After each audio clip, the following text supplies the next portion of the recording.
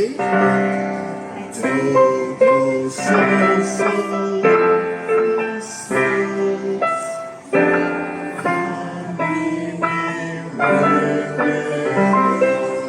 a musician myself, I'm really very interested in musical instruments from many cultures and also many styles of music and musical performance. And it is very clear to me that Taixing is a real center for this cultural musical tradition.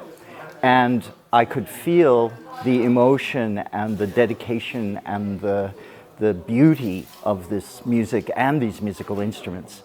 Also for me as a musician who studied Western music, to see the connections between Western musical instruments and Eastern instruments is really special for me, especially when we visited the violin factory, to see the tradition of European violin making and string making to be united with the masters who make these instruments now in China was really a very beautiful and a very meaningful experience for me.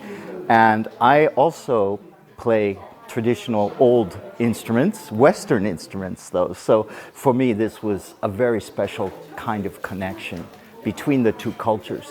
And I'm hopeful in the future that we can combine these two traditions in more interesting and continuing ways so that the inheritance of music from the West and from the East can be joined together.